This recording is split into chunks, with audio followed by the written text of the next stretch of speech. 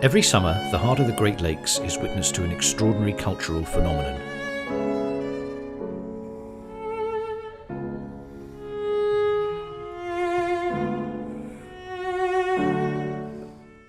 A bold international musical event where the world's most celebrated artists gather to perform chamber music.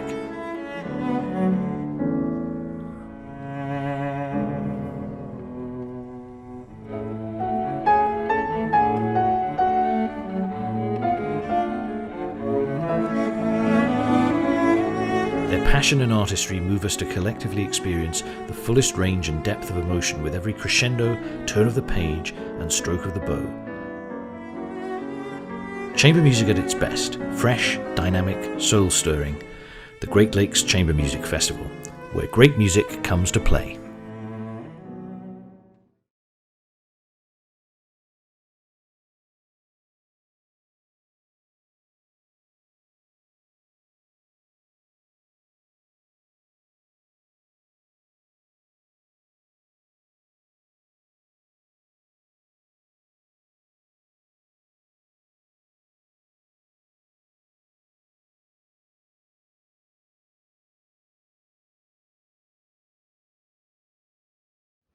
Welcome back to the 2021 Great Lakes Chamber Music Festival. My name is Philip Setzer. I'm known as a violinist in the Emerson String Quartet, and I'm also proud to be the director of the Shouse Institute at the Great Lakes Chamber Music Festival. Tonight we present Shouse Showcase, Impressionist to Realist, a program that features the Viano String Quartet and the Ivalas Quartet, ensembles that make up the 2021 Shouse Institute. Tonight's performance is sponsored by the Beverly Franz Blau Baker Endowed Young Artist Chair and is presented in collaboration with the Detroit Institute of Arts. Thank you for your support and welcome to all the DIA supporters who are joining us for great chamber music. Before we get started tonight, I want to highlight the importance of community engagement as part of the overall festival experience. With the return of the in-person festival this year, for which we are all extremely grateful, we were excited to reestablish these community partnerships in a meaningful way.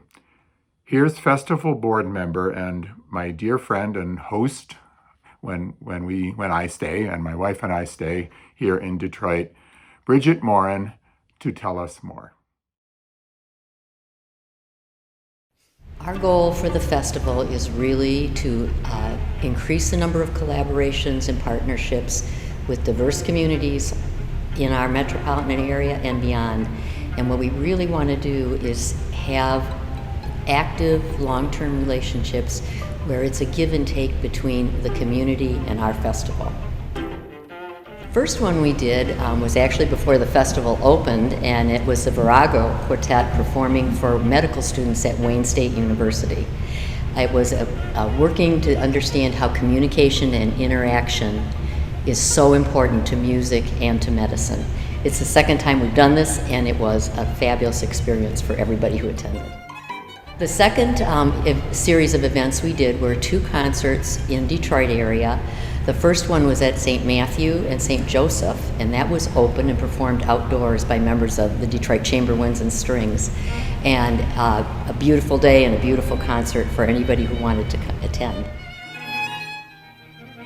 The second concert we did on the 17th was at Piquette Square, which is a housing project for Southwest Solutions that provides a home to 150 disabled veterans.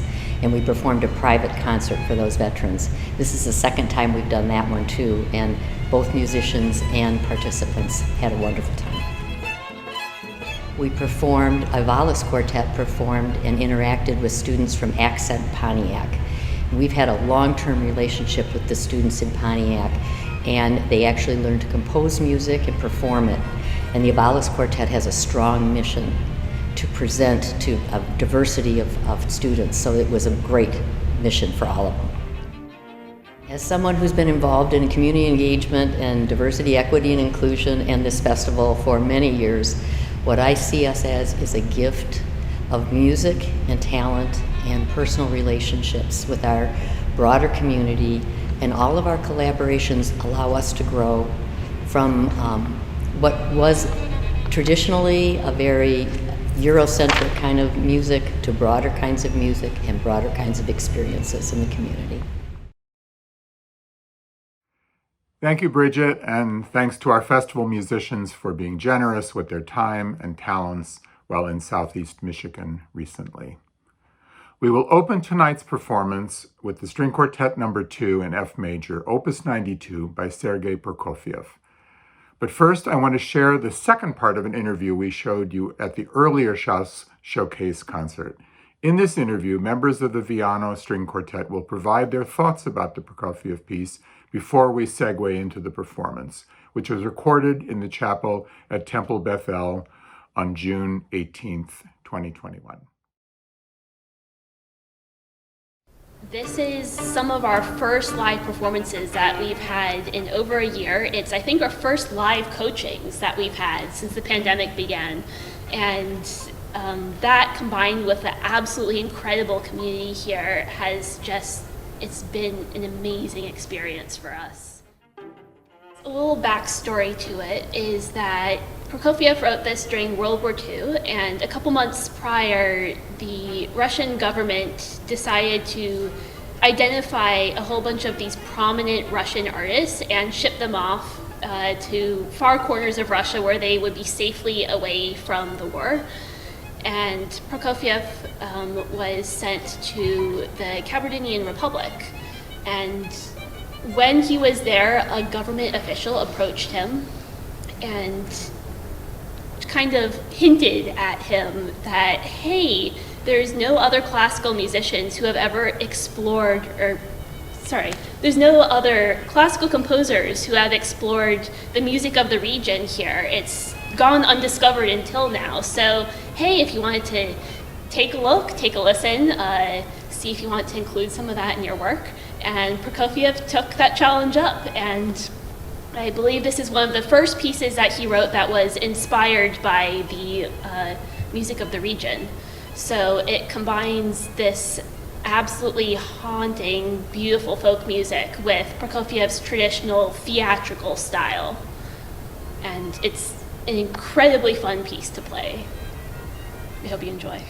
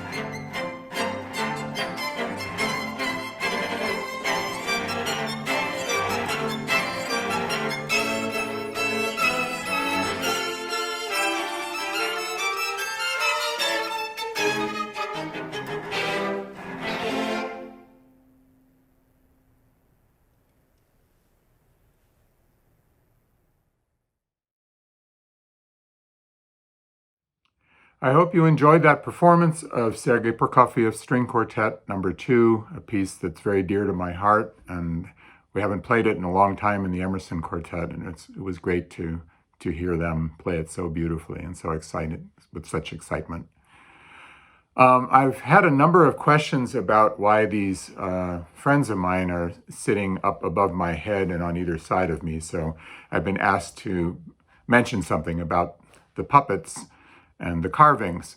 My wife and I, Linda and I, collect puppets, and we have many of them around, and they love to sit here and listen to the music, and they don't move around very much, but they are listening very carefully. So hopefully at some point you'll all be able to come and visit us, and maybe I'll do a show sometime just on all the living things that live with us in this house. Anyway, next we bring you the Debussy String Quartet in G minor, performed by the Ivalas Quartet. Written in 1893, Debussy's only string quartet met with mixed reactions from audiences and critics. It went on to become a standard piece of the chamber music repertoire, another piece very dear to my heart and the Emerson quartets and every string quartet that has ever existed since 1893, I would guess, and has had a great influence on many composers. Let's hear more about this quartet directly from the musicians themselves.